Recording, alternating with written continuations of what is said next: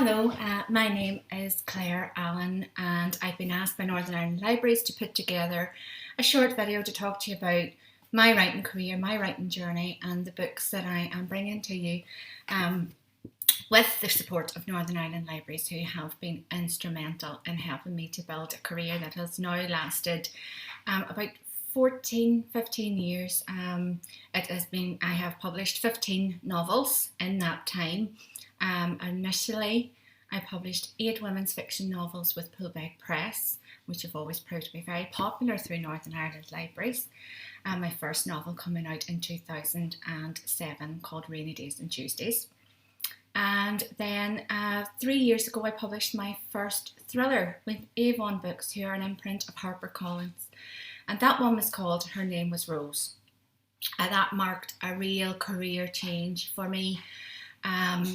That was my first time publishing to a UK market. It was my first time where the book was distributed around the world. And so far it has sold more than 250,000 copies, which is mind-blowing. Since then, I have published 4 further thrillers with Avon, and I have also launched a new identity, Freya Kennedy, publishing out-and-out lovely, quirky, lovely romantic comedies under Boldwood Books, who are a new imprint, and they're largely digital first, which of course doesn't do any harm to our libraries because you can always borrow through ebook or audiobook. I'm very lucky, very privileged to be in a position now 14 years in where this is my job full-time. For a long time, I combined writing with working and with raising 2 very small children who I still have to raise, but they're a bit bigger, thank goodness. So to sort of go back to where it all started for me, I started writing my first novel in 2006. Now at that stage, I was approaching my 30th birthday. I was working as a journalist for the Derry Journal newspaper. I worked there for a total of 17 years. And as my 30th birthday approached, something else happened, which made me feel that now was the time to sit down and write.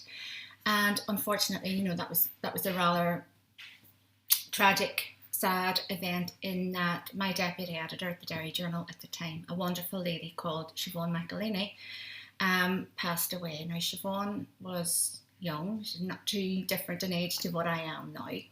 She had 4 young girls, and she was really a mentor to me as a journalist. But we also talked a lot about books. She was a big reader. She always wanted to write a book herself someday.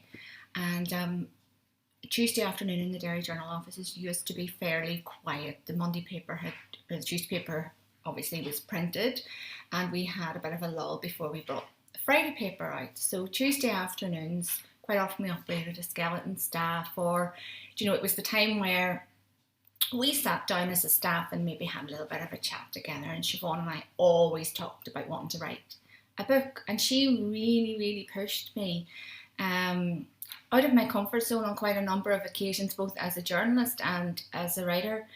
And she always said, someday you have to sit down and you have to write that novel. And of course, we all do that thing. Someday I'm going to write a book. It had always been, and sort of ambition of mine from I was a very young age to be a writer. But I think I always thought it was very distant, and it was something that was unachievable. And it certainly was something that was unachievable for a wee girl from Derry, because to me, writers are my rock stars. That might sound a bit pukey, but they still are.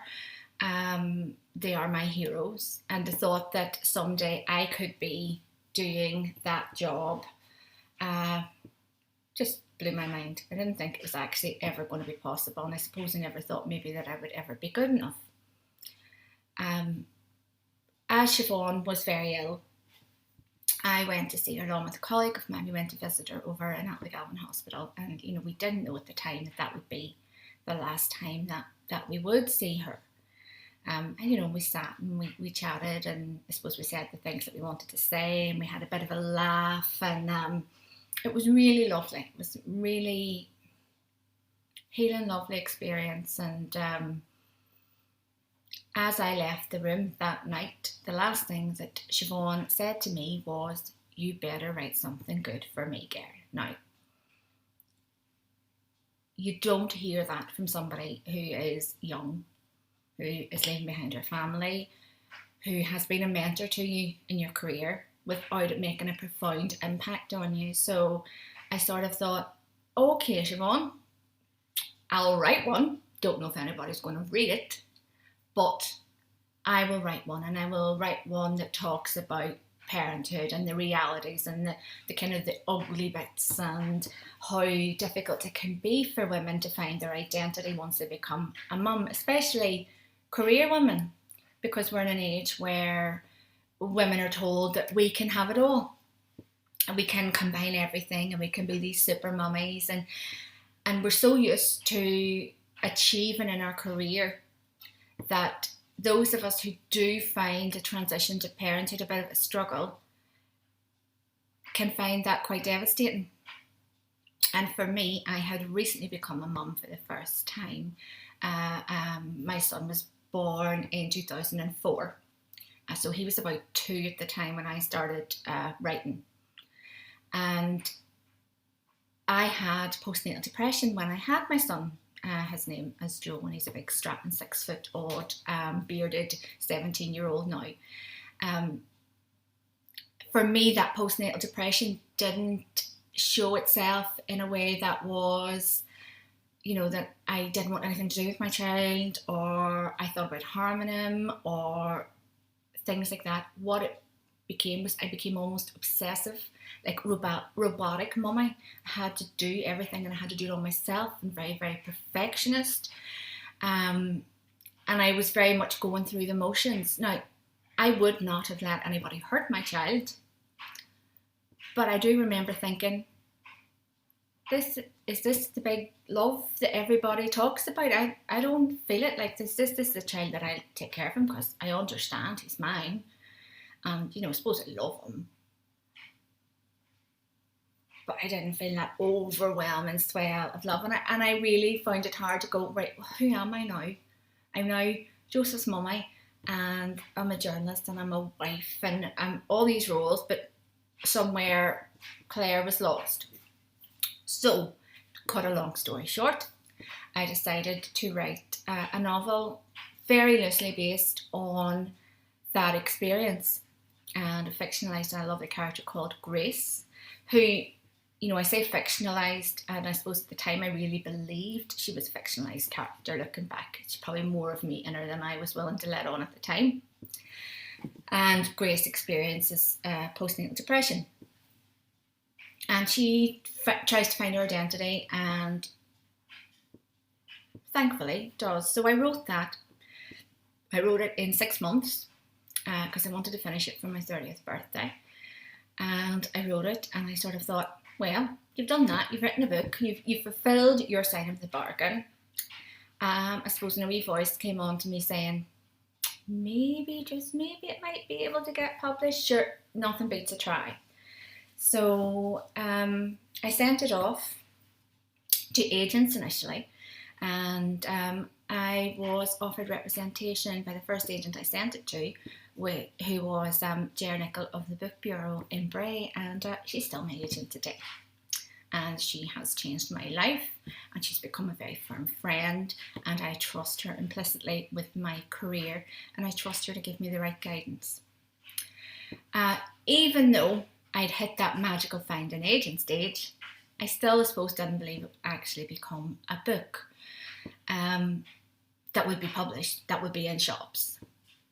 Ger was quite confident that it would be, but, I sort of thought, well, she's sort of paid to say that, really, even though she doesn't get paid unless I get a book deal. But I suppose I didn't have the confidence in myself. But Ger did send it out on submission, and by that Christmas time, so less than a year after I started writing the book, I was offered a book deal with Pullbeg Press. Now, Pullbeg Press launched the careers of Sheila Flanagan, Marion Keyes, Patricia Scanlon, Kathy Kelly, the big names in Irish women's fiction writing. And my heroes, my absolute heroes that I have been reading since teen years. Um, so to have them publish me just felt incredible. And you know, the first day that I went to meet the team at Pullbeg, I made a complete idiot of myself because I was like, this is Pullbeg. Look, it's got the wee lighthouse on it and everything, and they're publishing my book, and I love you, thank you so much. Thankfully, they still agreed to publish my books, even though I'd made a show of myself. And that initial book became Rainy Days and Tuesdays, and it was published within 6 months, actually, of that first meeting with them. So it all moved really, really quickly. This is not standard for writers. Most writers have several books in the drawer, or the system moves so slowly. But whatever, everything lined up in my favour, and Rainy Days and Tuesdays was released. And it went to number 2 in the Irish Times bestsellers list almost immediately, I think within 2 weeks. And all of a sudden I started to think, oh, I might actually be able to do this. Just had to write some more books, which I did. And with each book, I suppose I challenged myself a little bit. My earlier books are maybe a bit more lighthearted in tone. There's always something serious going on there, but I like to throw in, you know, could be a bit of comedy. And then as I kept writing around books 7 and 8, I decided I love to look into a wee bit of modern historical fiction. So books that went back to maybe the 50s or 60s. It's an era that I love. I love vintage clothes. I love the style. I love everything about it. And I love looking back at the world as it was, the norms as they were, the pressures that women were under then, which are different to what they're under today. And I wrote The First Time I Said Goodbye, which was actually based on a true story that I had heard while working as a journalist of a couple who had met in Derry in the 60s. She was a factory girl. He was a Marine, a US Marine, who had been stationed in Derry following World War II, and for a period of time the US Army maintained a presence here, and they had fallen massively, hugely, head over heels in love. Circumstances transpired to split them up, but they never forgot each other, and 50 years later they reunited.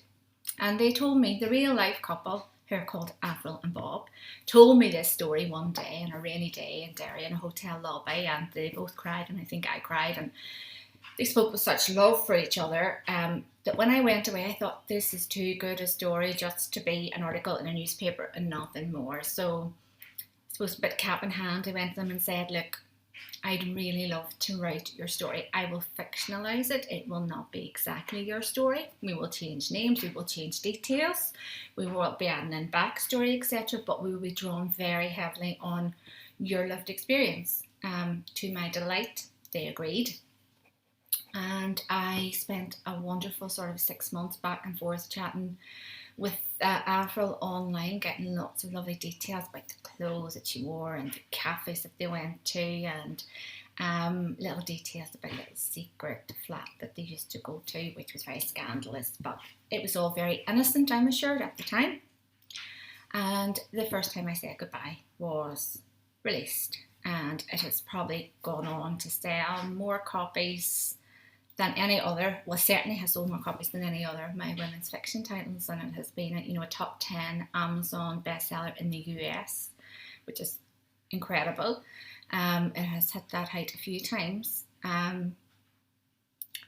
So by the time First Time I Said Goodbye came out, I then wrote a book called Still You, which dealt with dementia, Alzheimer's storyline.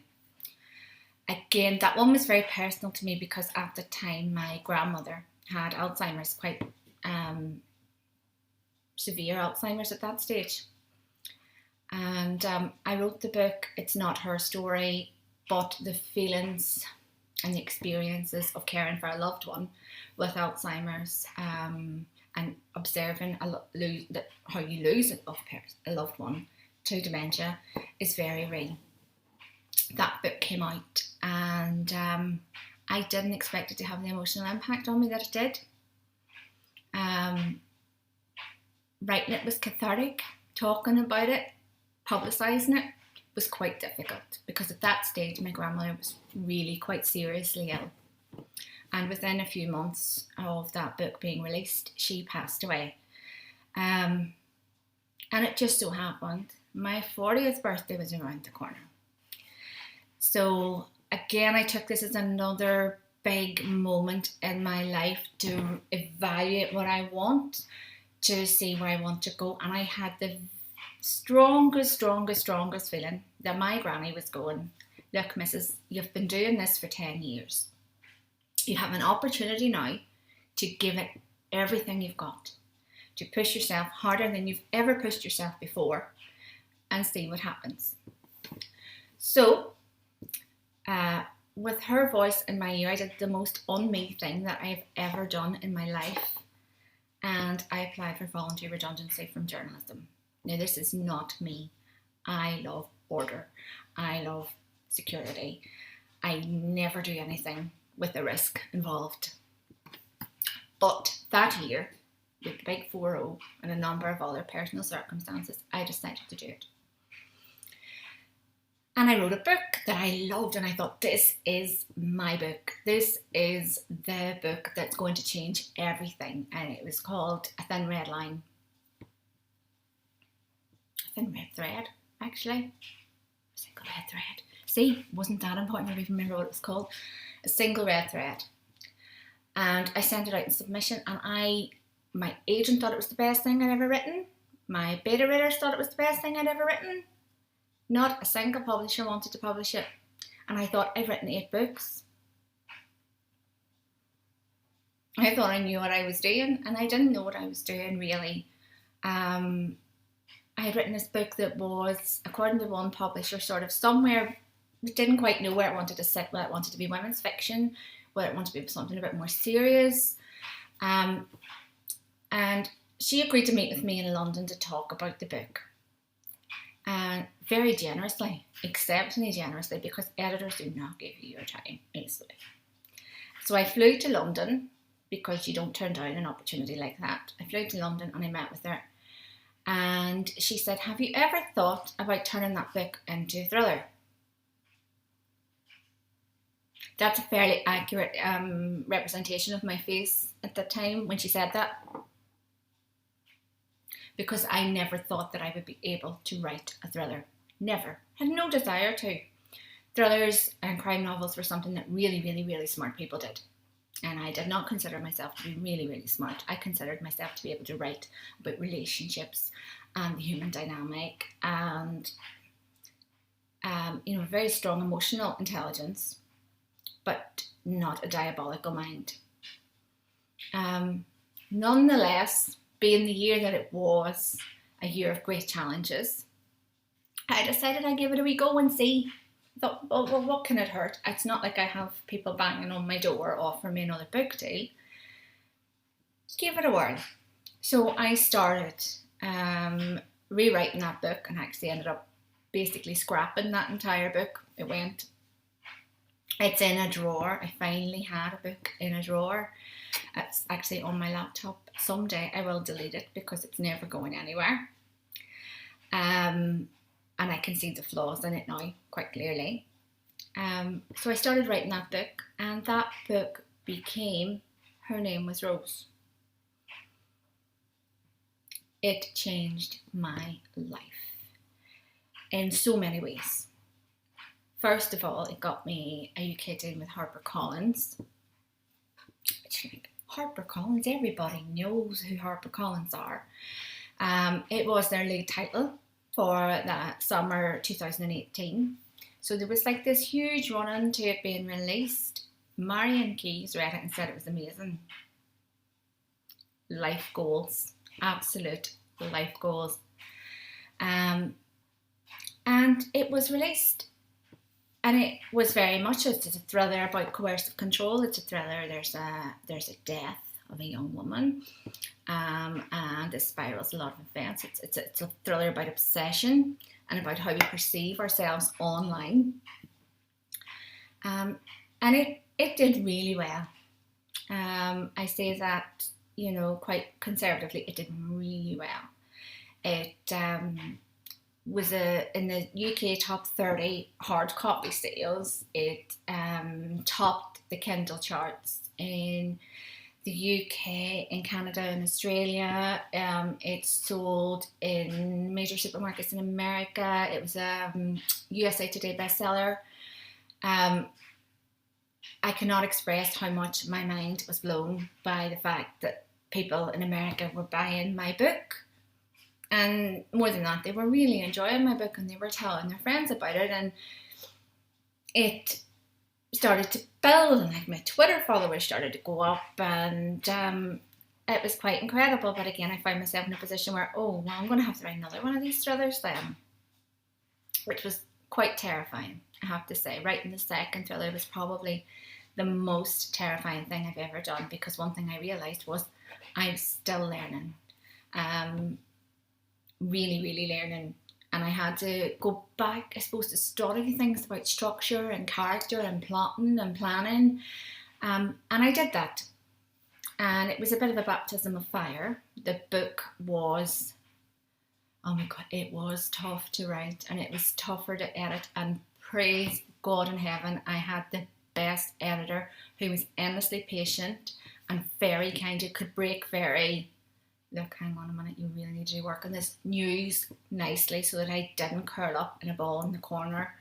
And that book was apple of my eye. And then Forget Me Not came along, and then I wrote The Liar's Daughter, and my most recent release, thriller-wise, is Ask No Questions. And I'm working on a sixth thriller at the minute, which doesn't have a title as yet.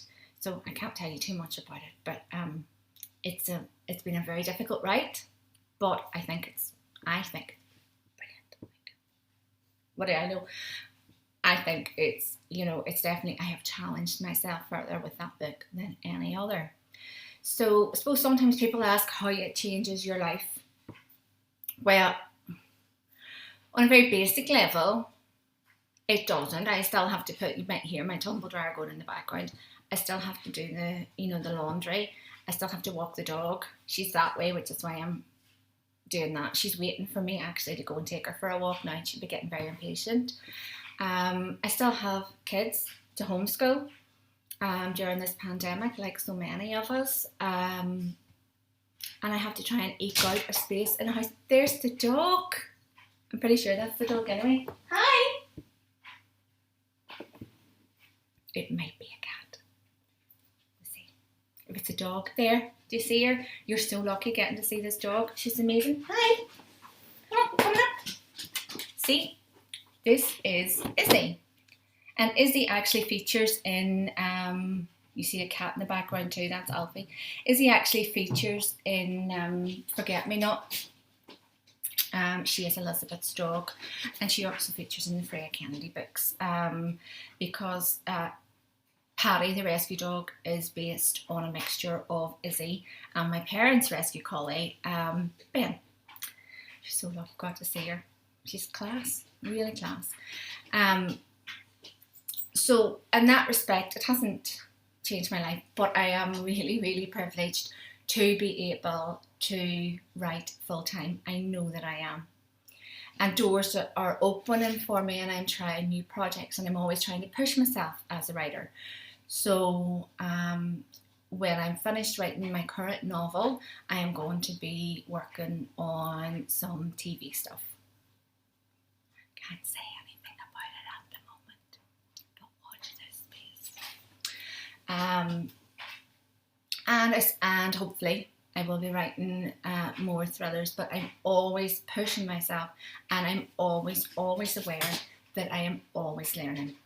Now, the other, I suppose, thing that I want to say, because this is Northern Ireland Libraries, is that my books are very proudly set in Northern Ireland. And somebody did say to me, how do you feel setting your books in Northern Ireland? People want to read about it. Well, over 500,000 sales of books, career-wise, probably close to about 750,000 sales of books.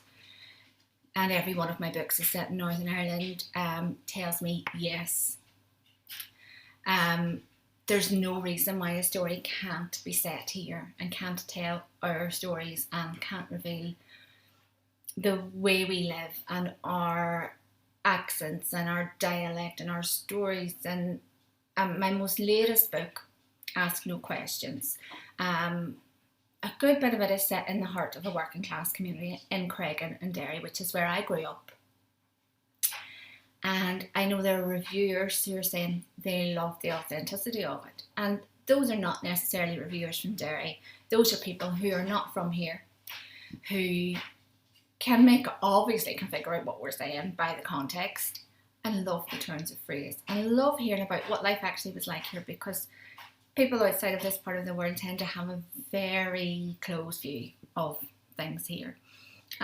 You think of Northern Ireland and you think of one or two big historical events.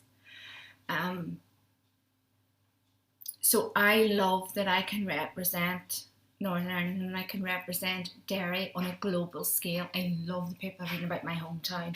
I love the people who want to come here. I love that I'm writing about real places and real characters, and I am showing the resilience of the people. Yes, I'm also sort of trying. Derry's a bit of a murder hotspot at the minute, thanks to my books, but that's fiction. We don't need to worry about that. So I'd like to thank Northern Ireland Libraries for letting me talk to you about my writing journey. I'd like to thank all you readers for reading and for borrowing from your libraries. There's a bit of a misconception that writers don't like libraries because people aren't buying books. Let me tell you this. In the UK and Ireland, writers get paid a stipend from an organisation called PLR, which is Public Lending Rights, every time you borrow one of our books. It's a nominal fee, but it adds up. And we love people using libraries. We would be lost without libraries. Libraries, I have held book launches in libraries, I have held events in libraries, I have held workshops in libraries, and the library staff, particularly in Derry Central Library, I must mention you because you're wonderful, have made a huge difference to my career. And they've always been so lovely and so welcoming, and I can't thank them enough. So on that note, I'm going to just do the plug thing and wave a copy of my latest book in front of you, which is called Ask No Questions, and it is currently out now, and you can get it as an ebook from your local library, and I'm not sure if they have it on audiobook yet, but it should be available, I would think, fairly soon. And this one, I just read you the blurb off the back. 25 years ago on Halloween night, 8-year-old Kelly Doherty went missing while out trick-or-treating with friends. Her body was found 3 days later on the banks of the Cregan Reservoir by 2 of her classmates. It was a crime that rocked Derry to the core. Journalist Ingrid Delphin is investigating, but someone doesn't want her to know the truth. As she digs further, Ingrid starts to realise that the Doherty family are not as they seem. But will she expose what really happened that night before it's too late? I feel like there should be EastEnders music coming on there, but there isn't. Anyway, read it. And read all our other Northern Ireland authors as well, because we're all a class and we are actually all quite friendly with each other. And thank you so much for taking the time to watch this video, which has been recorded for World Book Day. And thank you to Northern Ireland Libraries again for asking me to be a part of it.